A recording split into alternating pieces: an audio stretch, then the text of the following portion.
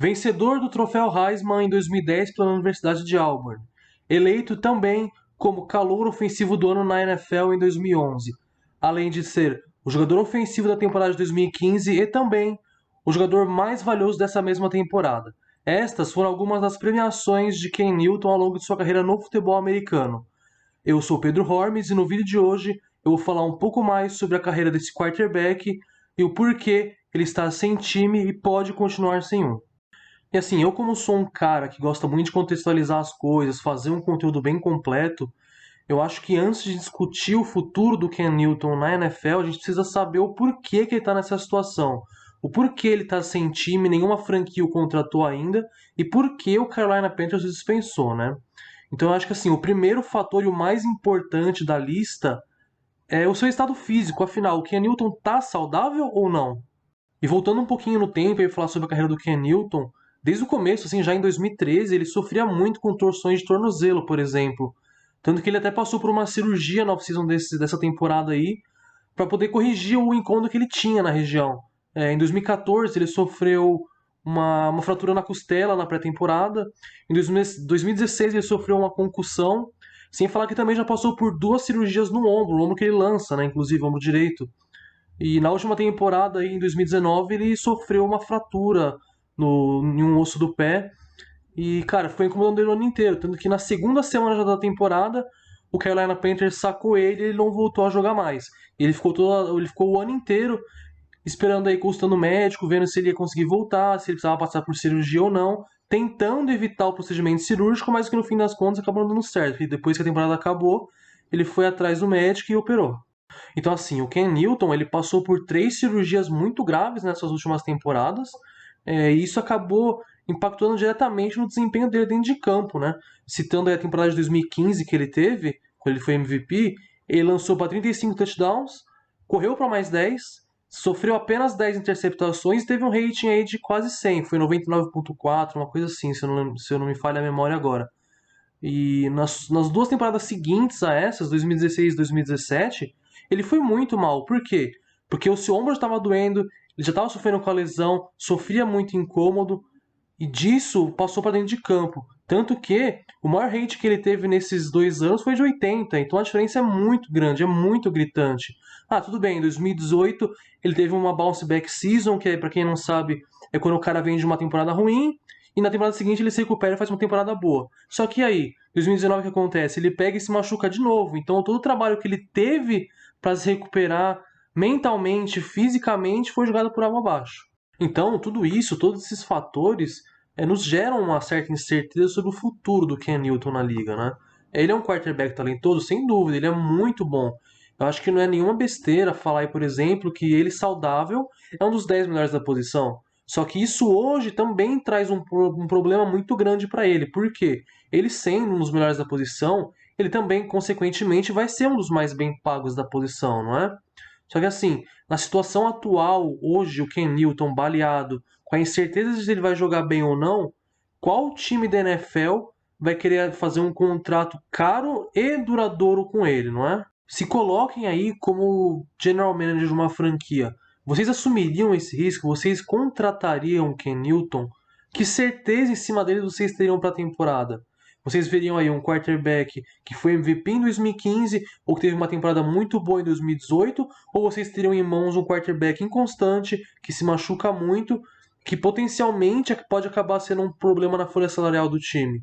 Então, assim, esses fatores pesam muito para um diretor de uma franquia na hora de decidir chamar ou não o Ken Newton para conversar. E sem falar que ele também tem participação direta, ele também é um dos responsáveis por esse histórico de lesão tão grande dele, por ele se machucar tanto. Por quê? Bom, simplesmente porque o estilo de jogo dele é muito agressivo e também ao mesmo tempo nocivo para o seu próprio corpo, não é? Como assim? Todos nós sabemos, a gente está cansado de saber que o Ken Newton ele é um quarterback móvel, ele é um scrambler, né? Que para quem não sabe é um quarterback que utiliza muitas pernas para criar jogadas, para conquistar jardas também, assim como o Russell Wilson, Lamar Jackson, até um pouco de Aaron Rodgers, Patrick Mahomes, etc. São quarterbacks móveis. E só que assim, quarterbacks móveis também são muito suscetíveis a receberem muitas pancadas de defensores, né? Até porque eles vão pro contato físico. Só que assim, um problema do Ken Newton é que, por exemplo, quarterbacks calouros, novatos na liga, eles aprendem com o decorrer do tempo, 1, 2, 3 anos, aí depende de cada um, que você consegue evitar certos tipos de contatos, que você pode ir para um slide, que você pode sair para fora do campo, etc. Você pode evitar esse contato físico justamente para aumentar a sua durabilidade na liga, correto? Bom, e citando aí o Russell Wilson como exemplo, né, até porque ele é uma grande figura na NFL hoje em dia, é um passador móvel, é um dos melhores quarterbacks da NFL. Então, assim, em seus primeiros 4 anos na liga, o Wilson tinha uma média de 100 corridas por temporada, que é um número alto. Só que assim, o tempo foi passando, ele foi aprendendo como é que a NFL funciona, como que os defensores se portavam em campo contra as suas corridas e também a se proteger melhor. Então, nos últimos 4 anos de sua carreira, esses números de 100 abaixaram para 70, por exemplo. Então ele aprendeu que as suas corridas não eram tão necessárias em certos momentos. Ele aprendeu a se proteger. E com isso ele dura mais tempo em campo também. A sua longevidade na liga é maior. Sem falar que com isso ele se torna também o melhor passador, porque ele vai correr menos e vai lançar mais, consequentemente, né? E o Cam Newton não. Ele nunca se preocupou com isso, em diminuir essas corridas. Pelo contrário, ele teve temporadas com 139 corridas, 135 corridas, 125, 120. Tanto que o menor número de corridas dele em uma temporada foram de 90, que é um número alto. Então, assim, esse foi um dos principais erros do Ken Newton ao longo de sua carreira. Outro erro muito forte dele, muito crucial na situação que ele está hoje, é de insistir em jogar machucado, em jogar no sacrifício, sendo que ele não precisava fazer isso. E aí, olha, citando como exemplo aí a sua segunda cirurgia, que foi a primeira que ele fez no ombro, porque ele tinha rompido aí o ligamento do labro, o prazo original para uma recuperação desse tipo de lesão, dessa gravidade, é de no mínimo 6 meses para um atleta. Só que assim, os médicos do Carolina Panthers, desde o começo, eles já é, colocaram um prazo para ele de 12 semanas, ou seja, metade desse tempo. Então, assim, os médicos do time também têm culpa nesse histórico recente de lesões que o Ken Newton tem, principalmente no ombro, né? Só que assim, eu até entendo o jogador, cara, porque que tipo de atleta vai chegar e vai falar, não, eu não vou jogar, eu vou ficar 6 meses de molho me recuperando para eu ter certeza que eu vou estar 100% para aí sim poder entrar em campo e ajudar meu time até melhor em longo prazo. Não, nenhum atleta vai falar isso. Nenhum atleta vai querer ser esse peso. O cara vai falar, não, vamos tentar. Se eu estiver bem, eu vou jogar e acabou. Só que isso também é um grande erro. Então, disso, dá pra gente levantar também um questionamento do papel do treinador, né, de um time. Porque assim, você tá vendo que o seu quarterback ou qualquer outro jogador do seu time tá machucado, ele tá desconfortável, tá com dor, não tá 100%, ele não tá legal, isso é visível, até que ponto é sustentável para você manter esse cara em campo? Então, o treinador também tem um papel muito direto nisso, ele também influencia na saúde do seu jogador, né? Eu acho que até o Ken Newton ele teve um pouquinho de sorte, assim, com suas lesões, porque apesar de terem sido lesões ruins, elas não foram tão graves quanto de outros muitos casos que a gente já viu por aí. Tanto que eu vou citar como exemplo aqui o caso do Robert Griffin. E assim, para quem não sabe, o caso do RG3, ele é um dos mais graves, assim, em questão de lesão, né, de maus cuidados, nas histórias recentes, não só da NFL, mas como também de todos os esportes americanos. Por quê? O que aconteceu? O Robert Griffin, ele é um quarterback, ok? Ele foi draftado aí pelo Washington Redskins na segunda escolha geral em 2012, né, depois de uma engenharia muito grande que a franquia fez para ter ele, trocaram várias escolhas altas para subir na posição do draft e tal. Beleza, selecionaram o cara. A temporada de calor dele em 2012 foi muito boa. Ele teve bons números, ok. Só que em dezembro desse ano, em um jogo aí, acho que foi da semana 14, se eu não me engano, contra o Baltimore Ravens, ele sofreu uma lesão no joelho. Ele tomou uma pancada do defensive end, o Halote Ngata, né, que foi o capacete no joelho dele, e disso ele sofreu uma torção de ligamento medial do joelho. Aí ele foi para sideline, bravo, né, esbravejando, pisando aqui de um lado para o outro, testando o seu joelho, e depois de uns snaps ele voltou para campo. Ok, o que aconteceu? Após o jogo, durante uma entrevista aí de coletiva de imprensa do Mike Shanahan, que para quem não sabe é pai do Kyle Shanahan, né, atual técnico do San Francisco 49ers, que na época era técnico do Washington Redskins. E nessa entrevista, Ele disse que aquele famoso médico, o Dr. James Andrews, ele conversou com o RG3 no banco ali, viu como é que ele estava e liberou ele. Só que, em janeiro, já no mês seguinte, o próprio Andrews foi à imprensa falar que essa conversa nunca tinha acontecido. Porque o RG3, ele não deixou o médico examinar ele, e ele ali, pisando de um lado para o outro, andando em círculo, testando sua perna, decidiu voltar por conta própria para o jogo. E disso, os problemas do RG3 começaram a piorar ainda mais. Por quê? Na semana 15, beleza, ele não jogou, visivelmente o cara não conseguia pisar no chão direito por causa da lesão que ele tinha sofrido e não entrou em campo. A semana 16 ele já foi para campo já. Final de temporada, time brigando por uma vaga nos playoffs, o cara foi no sacrifício, botou aquela proteção no joelho e foi para campo. Aí o que aconteceu? Nos playoffs foi que tudo veio abaixo, cara. Jogo contra o Seattle Seahawks, proteção no joelho, tudo bem, muito jogador usa ela, muito quarterback usa ela. O que aconteceu? No quarto período, durante um snap que ele estava fazendo na linha ofensiva, cara, o joelho dele simplesmente explodiu. Ele foi pro chão na hora, pisou em falso, caiu no chão e era aquilo. Cara, rompeu o ligamento cruzado anterior, rompeu o ligamento medial do joelho e também rompeu o menisco. Então, assim, foram 3 rupturas diferentes no mesmo joelho que ele já tinha torcido 3 jogos atrás contra os Ravens, por exemplo, menos de um mês atrás. Então, esse foi a ponta do iceberg que afastou o RG3 da liga. E aí o RG3 teve que passar por um monte de cirurgia, ele teve que fazer uma reconstrução total do joelho, né? Tanto que o próprio médico do time, o James Andrew, ele disse na época que o prazo mínimo de recuperação dele seria que ele só poderia retornar para ação, assim, para jogar na sexta semana da temporada de 2013. Então é muito tempo depois. Só que a franquia do Washington Redskins não queria saber disso. Eles queriam o cara pronto já na primeira semana para poder jogar e levar o time nas costas. Então essa é uma parcela muito grande de culpa da franquia, principalmente do Mike Shanahan, o técnico principal na época, né, que aceitou essa condição, né? Então o que eles fizeram? Eles forçaram um retorno precoce do Griffin, ele não estando 100% para jogar. E o que aconteceu? Deu tudo errado. O cara jogou com dor, o cara jogou com desconforto, ele não conseguia correr porque jogava com a proteção no joelho, né? Porque o cara, passou por várias cirurgias, ele vai jogar sem proteção? Não vai. Tanto que os números dele foram tão ruins que a 3 jogos do fim da temporada, o Shanahan falou: não, tudo bem, você não tá rendendo, você vai pro banco de reserva. Tipo, agora o cara vai pro banco de reserva. Então toda essa situação gerou um atrito muito grande entre o Shanahan, entre o quarterback, né, o Robert Griffin, e o dono da franquia, que é o Dan Snyder. Cara, e até é engraçado, porque assim, nunca pareceu que o Shanahan gostava muito do RG3, porque em diversas assim entrevistas ele criticava o cara, criticava o estilo de jogo dele, criticava as tomadas de decisões que ele tomava, e o RG3 também fazia isso. O RG3 também contestava muito as chamadas de jogadas do técnico que ele tinha. Em todo esse atrito entre os dois, foi se desenvolvendo, foi vendo uma bola de neve, até que finalmente o Dan Snyder falou: não, peraí, chega.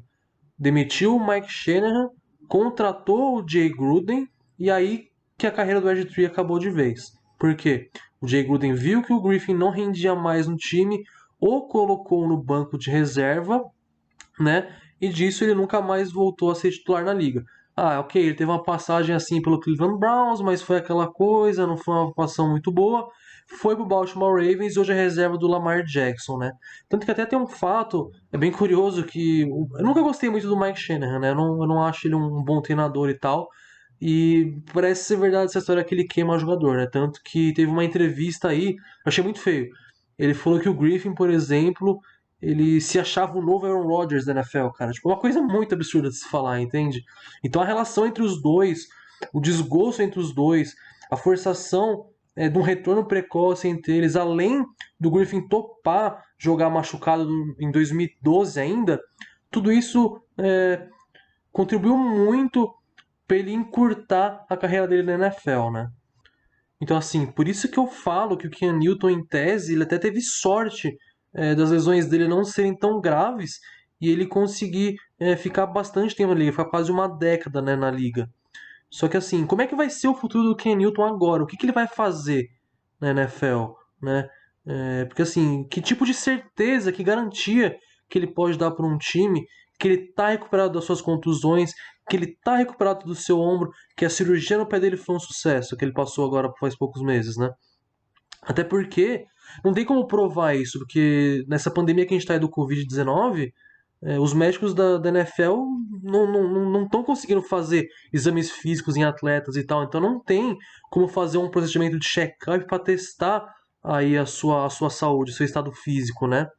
E assim, cara, tem espaço pro Ken Newton jogar na liga? Hoje tem espaço para ele jogar. Está aí três times: Chicago Bears, cara, Mitch Trubisky, Nick Foles e Ken Newton. Eu sou muito mais do Ken Newton, anos do Ken Newton, mas é aquilo. Vale a pena trazer o cara?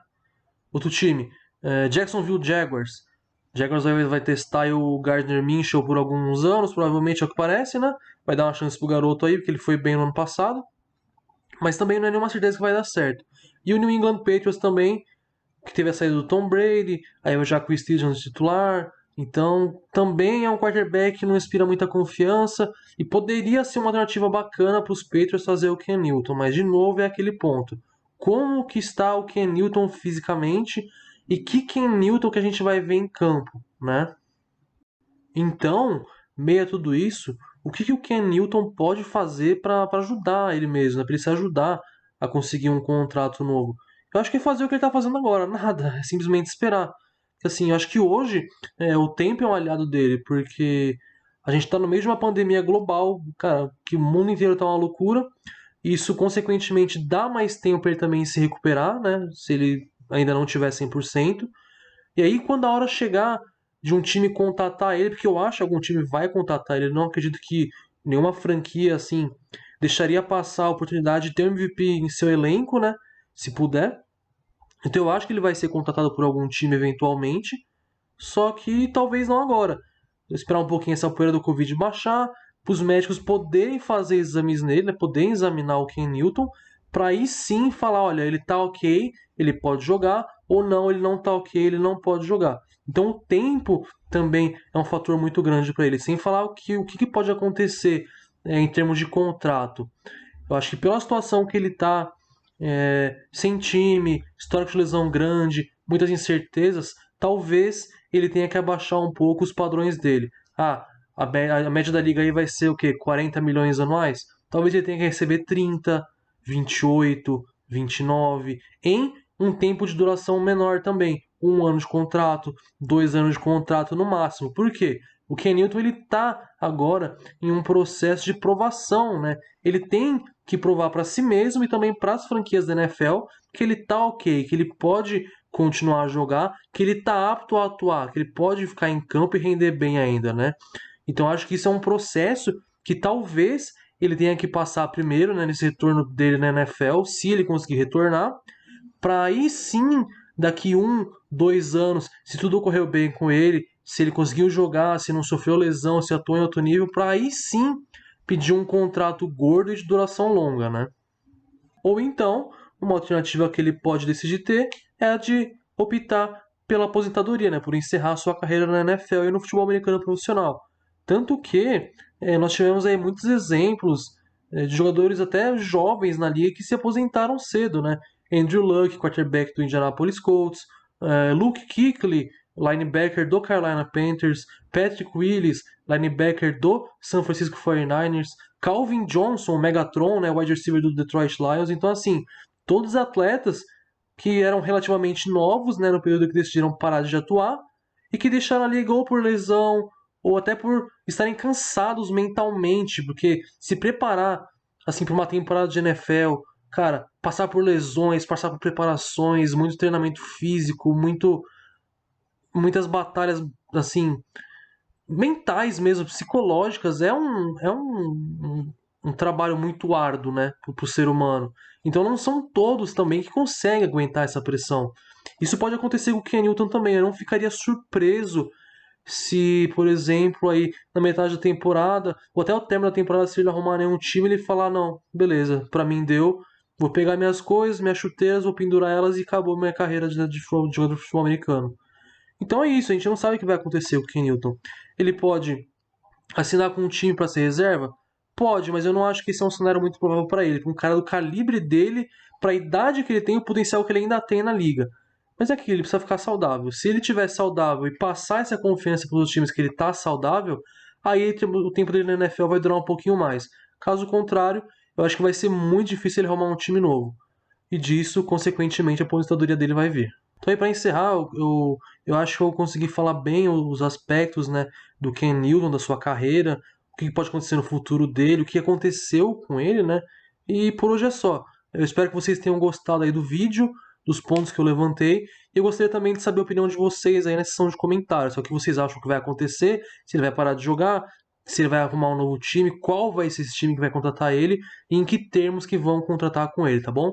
Se vocês puderem também deixar aí um like no vídeo e se inscrever no canal também me ajuda bastante. Tô quase chegando nos 200 inscritos. E é isso, rapaziada. Valeu. Até a próxima. Fui. Falou.